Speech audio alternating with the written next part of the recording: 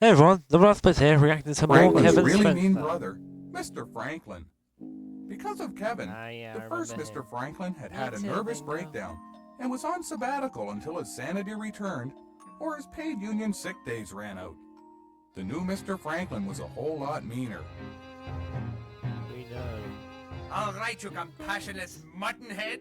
Today we're going to find out how you slid through the cracks and became such a worthless freak. Lie back on this couch. Close your eyes and relax, you little maggot. Relax! Kevin wondered why Jesus. Mr. Franklin was trying to hypnotize him again. Oh dear, that was lovely. That was the day Kevin learned the difference between hypnosis and electroshock therapy. Oh my god. Kevin's I was memories about to flew say out of his head that. almost as quickly as his body flew around the room.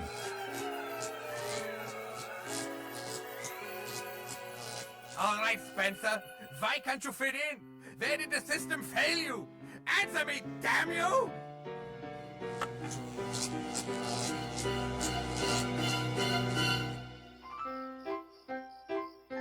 It was parent-teacher night at Kevin's school, and at least one of Kevin's parents had to show up, or child welfare was going to put Kevin back into foster care. Kevin's last foster family always took an interest in him. They discussed his issues and tried to help him with his homework. Kevin didn't much care for that type of stuff because it pissed him off and usually ruined a pretty good cough syrup buzz. Kevin figured he'd better con one of his parents into going. He asked his mom, but she was too busy with her new phone sex service. That's right, baby. I'm a sexy cheerleader. Now lather me in corn oil and call me a tramp. Shut your hole. Trying to watch cops. Next on Cops, a fat drunk white trash bum gets busted, just like every week. I'm still a handsome man. Stay tuned after Cops for America's Right, Most so he Haunted. was in there. Percy Spencer is wanted for assault, auto theft, public drunkenness, and failure to rewind rented videotapes. So he If you is know an Percy actor. Spencer's whereabouts, Odd. do not notify the police. Kill him immediately! That camera angle makes my gut look fat. Sitting on your useless unemployed ass makes you look fat. At least I'm getting $3 a minute. Kevin's dad wondered what it would be like to get $3 a minute for sex. But since that was longer than he'd ever lasted with a woman, he decided it was better to earn money the old-fashioned way, by stealing it from your wife's purse. Kevin got an I was idea. just doing that. He told the old man there was a blood donor clinic at school, and he'd get $5 if he came in and gave a pint. All I gotta do is lie about the herpes, and I got me enough for smokes. The first meeting was with Mrs. Kilborn. She had a really long list of concerns about Kevin's behavior. Violence shouldn't be the first course of action when faced with a problem. Percy thought about what she said. Then he remembered the last teacher's strike, when Mrs. Kilborn threw a brick at a busload of scab labor. Thinking about the man getting hit in the head with the brick made Percy laugh. Then the laughter stopped real quick, when Percy realized this wasn't a blood donor clinic after all. Percy figured he'd pop the boy a real sweet one in the head to teach him lying was wrong. I'll parent-teacher night you freaking little a-hole. It was a good thing for Kevin that his old man was an overweight drunk, because that meant he couldn't squeeze his fat ass out of the tiny grade school desk. The next meeting that's was funny, with right, Kevin's Shepard? gym teacher. Yeah, I Mr. agree. Carty It's had some bad. concerns about Kevin as well. The boy's a loser! He's always daydreaming or drunk or whacked on glue! Last week he put a sexual lubricant on the uneven bars! The only bars Percy cared about were the ones that had happy hour, so he wasn't really paying attention. Percy really wanted to try out the trampoline, because it brought back tender memories of the prison exercise yard.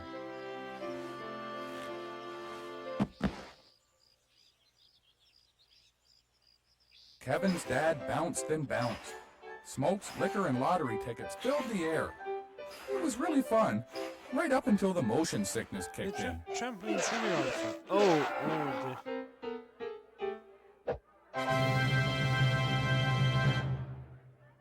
Uh, 9.4. Mr. Donaldson, the woodshop teacher, was showing some other parents how to tighten the lathe. We teach kids how to work with their hands so they don't have to ruin society for the working man by sucking the welfare teat. Kevin's dad hated Mr. Donaldson. They both hung out at the same strip club, but all the girls liked Mr. Donaldson better because he was employed and he kept his pants up. Percy figured Mr. Donaldson could stand to learn a lesson or two. The shop teacher never saw it coming. The lathe pulled off his pants and his artificial leg and spun them around like a circus pinwheel. Percy laughed so hard he didn't pay attention and was kicked arse over tea kettle into the refreshments table. Percy passed out cold. That is gotta hurt. When the police arrived, Kevin told him that his dad was on America's Most Hunted and got $300 for turning him in. That night, Kevin bought smokes, cough syrup, and enough sugar for every gas tank in the parking lot. Sugar.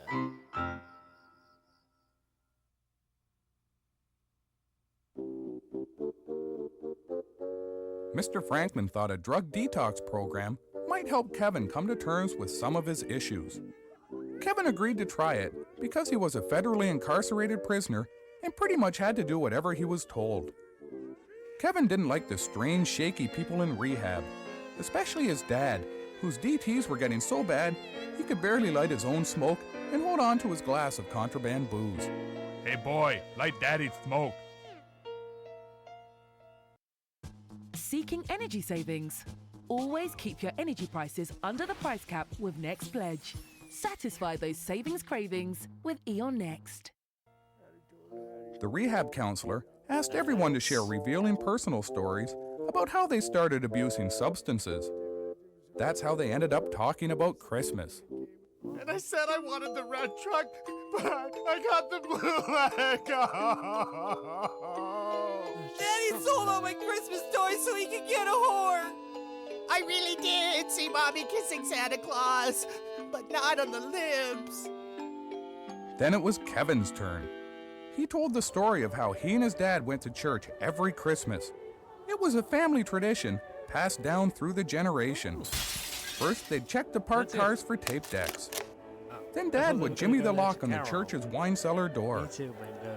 Finally, it would be time for Kevin's favorite Christmas tradition, holding open the front doors of the church while Dad hauled off a few beauty snowballs into the caroling congregation.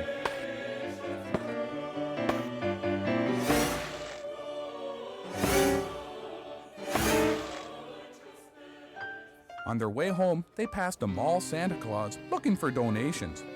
Kevin recognized the Santa as Mr. Big Ass, the school principal. Mr. Big Ass was fulfilling his court-ordered community service because the police had caught him skimming off the yearbook committee to pay for a hair transplant. Help the poor? I am the poor, so F off.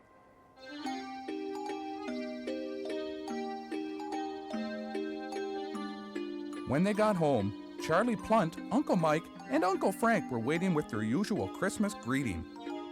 You owe me $37, Percy, you dumb fat bastard. Give us the money or we'll break your foot with this hammer. I don't got no money, so shut up and drink a beer. Everyone came inside and played caps for hours. They had so much fun that Percy nearly lost an eye. Jeez! I think I'm gonna piss myself! Oh my god! Wait! I forgot to buy eggnog! Don't worry, I found some next to the radiator. Eggnog. Still half full. I drank that, a lot of that. Percy showed everyone his legendary Christmas recipe of eggnog spiked with mouthwash. Then it was time for presents. Oh, that sounds I don't suppose you brought a Christmas tree too, you stupid dink! Kevin's dad surprised everyone with the decorated Christmas tree air freshener he'd taken from one of the stolen cars. Kevin's mom got the t-shirt she'd always wanted, and Dad got a special present when Mom tore up the restraining order she'd had on him since St. Patrick's Day. I got you that home entertainment system, I promised. I didn't get you nothing, on account of we don't have the same dad. You know, Anastasia, I don't know if it's the mouthwash or the food poisoning talking, but I'd sure like to take you over to mistletoe and slide down your chimney. Take a chance, stud! Charlie Plunt kissed Mum under the mistletoe. Then he kissed her under the kitchen table. When he finally kissed Mum under the apron, Percy figured he'd had enough. That there's private parking, Plunt. Kevin's dad slipped an ashtray into a Christmas stocking and popped Charlie a real sweet one right in the crotch. That'll teach you not to fuck. The party was in full swing, but Kevin wasn't having very much fun. He was wondering if there really was a Santa Claus, and if there was a true meaning to Christmas. Then he wondered what would happen if you put rifle bullets in a kitchen blender. Then he got the spins from all the booze and cough syrup and decided it was time for bed. When Kevin got to his room, he discovered Pete Wilcox had put something special in his Christmas stocking. Himself. Happy birthday, Messiah. Look what I got you for Christmas. My unflinching loyalty and servitude in the name of the Almighty. And some chocolates.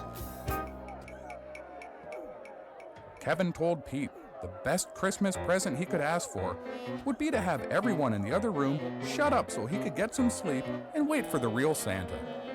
One silent night coming up. All right, shut up, or I'll rip your arm off and beat you with the soggy end.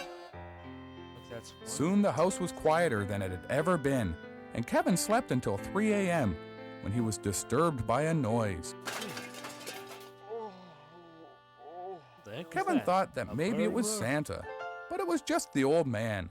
Eggnog and mouthwash always made him sleepwalk, and he'd just pulled up a seat in the fridge to have a dump in the crisper.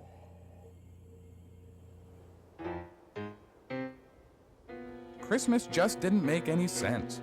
Kevin headed back to the church looking for answers. When he got there, something about the nativity scene caught his attention. Maybe it was the way Principal Big Ass's car had collided with it, leaving the old fart drunk and unconscious in his Santa suit. Hey! Bless you, Flavor. Are you okay? Don't worry about me. Since he was already passed out, Kevin figured Santa wouldn't be needing his liquor or bucket of charity money. After that, Kevin drank himself unconscious at the local landfill site. It was the best Christmas he'd ever had.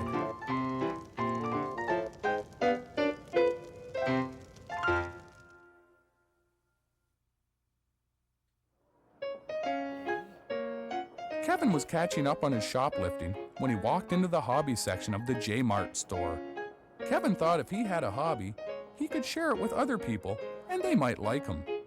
He almost had a hobby once when his dad stole a soapbox racing car from the neighbors, but before Kevin had a chance to try it out, the old man busted it up trying to outrun the cops after sticking up a liquor store. Kevin's dad wasn't too long on smarts. Just as Kevin was about to find a quiet corner to regurgitate years of shame, he noticed some model rocket engines in the hobby department. Kevin dreamed of all the neat things he could use these rockets for.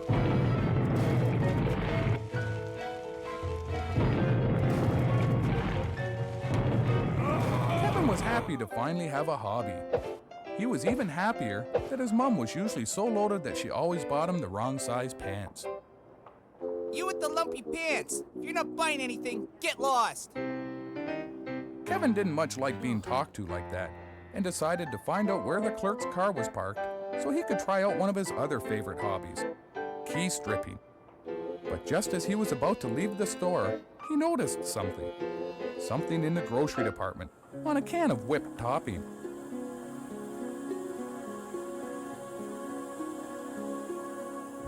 You know what that is, Taco Tripper? That's the dentist gas. The magic gas that makes the goose loose. Kevin remembered how much Alan liked it when he wore the gas mask at the dentist, so he stuffed some of the canisters down his pants. At first, Kevin couldn't quite figure out how to get the gas out of the can without the cream. But eventually, he got the hang of it and decided this was much better than purposely overdosing on seasickness pills. Stupendorific, my dysfunctional doppelganger. Alan loved laughing gas. Kevin was pretty much just ambivalent to it because he was born without the ability to feel emotion.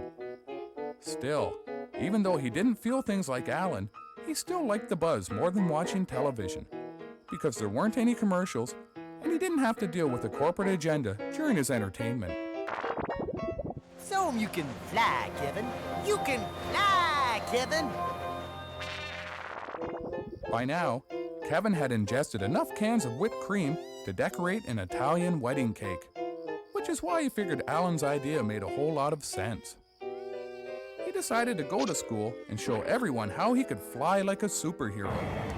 Then he'd be able to do all the things other big-time heroes did, like fighting crime, getting naked in phone booths, and kicking his sorry old man in the ass.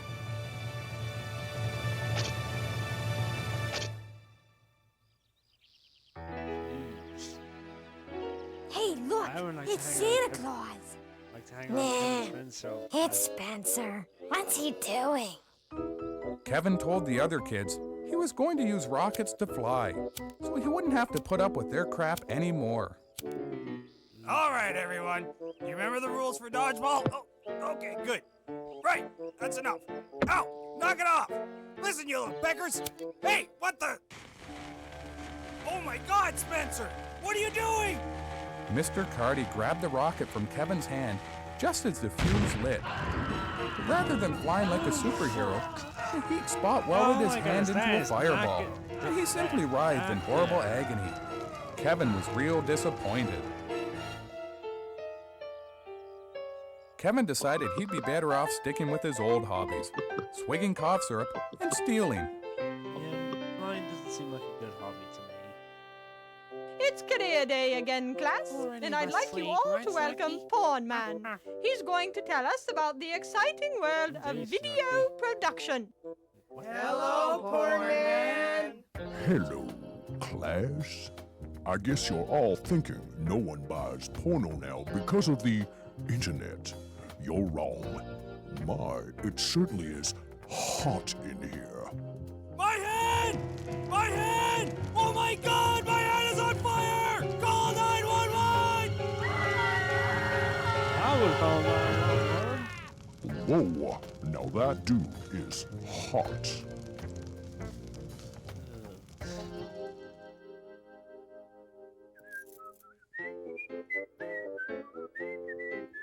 What the heck are those wires coming out of my gas tank? Hey, it's the Lumpy Pants Kid!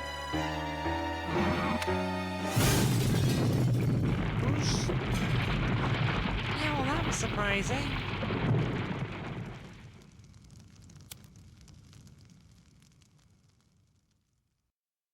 If you have a dry, flaky scalp, moisture isn't enough. If your scalp feels dry and tight, Don't worry, because we have Head & Shoulders Derma X Pro. it helps fortify your scalp barrier and moisturizes your scalp. Does it fortify? It fortifies. Beautiful hair starts with a moisturized scalp. Head & Shoulders Derma X Pro. Oh, sorry, I've always Ponad. considered myself to be a little bit.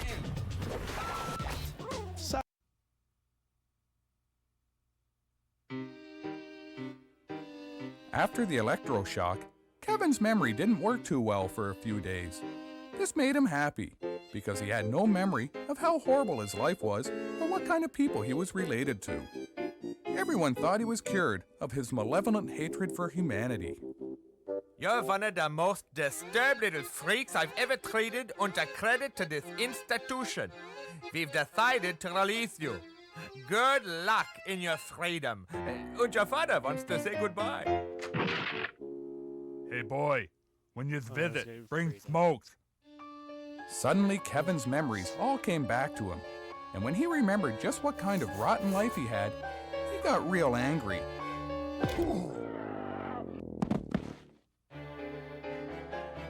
As he lost consciousness, Kevin wondered if he could break in and use the electroshock machine in his spare time.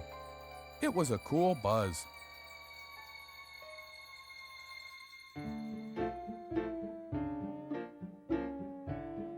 Kevin had been undergoing a rigorous battery of electroshock treatments, and they had some temporary side effects. He kept forgetting what things were supposed to be used for. I can see why that would. Oh, jeez. The shocks also made him suddenly become deathly afraid of soup. And worst of all, they were really pissing off Alan the Magic Goose. Kevin figured he'd better do his best to avoid getting the shock treatments again. Kevin went to the recreation room where the other inmates let off steam. With sword fights? With literal swords? I'm pretty sure it's illegal even for a prison. Hey, loser, I want to talk to you. It was Pete Wilcox, but he wasn't being as friendly as usual. You've been taking advantage of my weakened mental state. Well, I'm not going to be your slave anymore, now that I have my sanity back. I'm going to do something I should have done to you long ago. Kevin was scared because he expected to get a holy ass whooping. You're a poopy head, Kevin Spencer. A poopy-headed meanie. Something sure was weird. Kevin tried to figure out what could get Pete all pissed off like that when his old man showed up. Hey, boy, I've been thinking after all these years I ain't been much of a dad, so I'm changing. Here's a pack of smoke and the phone numbers to all my favorite hookers. Let's be family again. Well, at least he's Kevin didn't trying to be friendly, understand. but that's His not old the man way. was being real nice to him. It was starting to make him kind of sick. Then Slappy Bigelow came in. Oh no. Hey, Spencer! Why are we always fighting with each other? Why don't we cut a deal? Huh? There's not. That's when Slappy pulled out a crude knife he'd fashioned from an old toothbrush and a broken razor blade. It wasn't a Ginsu, but it could still chop 3 inmates in under a minute. This was terrible. Slappy Bigelow had cut off Kevin's head. Pete Wilcox wasn't sticking up for him anymore, and his old man seemed to care about him. But worst of all, he suddenly realized he wasn't wearing any pants.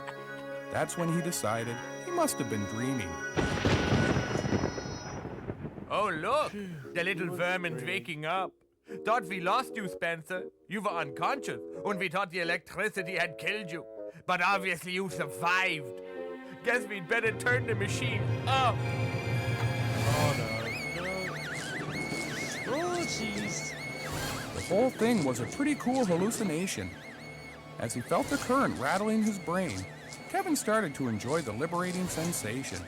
Even Alan seemed to be adapting to the situation.